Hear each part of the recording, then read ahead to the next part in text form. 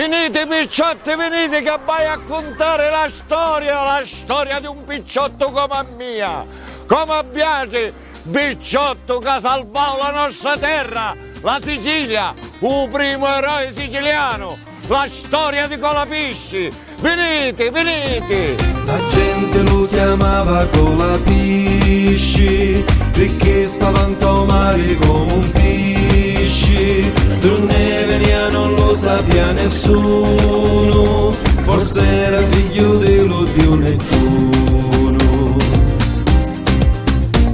Ogni giorno con l'orefici chiamari e con la di lumare corre e veni, o con la lume regna scandagliari, sopra che veramente si sostiene. Colapisci corre e va e torno maestà, Colapisci corre e va e torno maestà.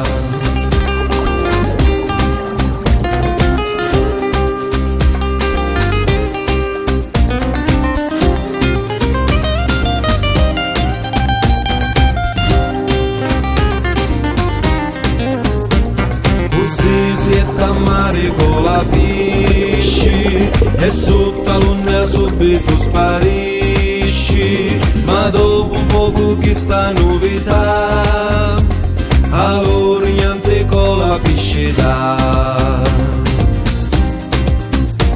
Maestra, le terre vostre stanno sopra a lasci, e l'ho fatto assai cemento, non già si sta rompendo. Oh destino ma infelice, che sventura mi predici, che anche un re come hai affari, solo tu mi puoi far fare.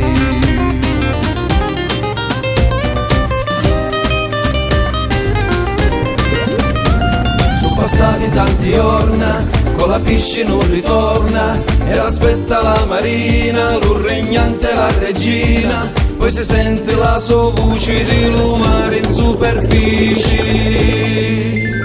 Maestà, maestà, sogno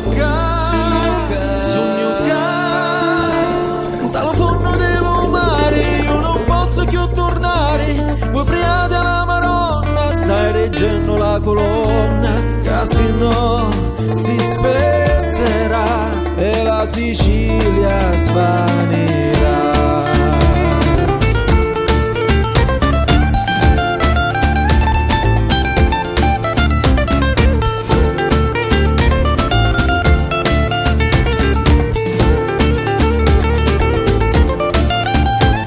Colapisci corre e va e torno maestà, Colapisci corre e va e torno maestà, Colapisci corre e va e torno maestà, Colapisci corre e va e torno maestà.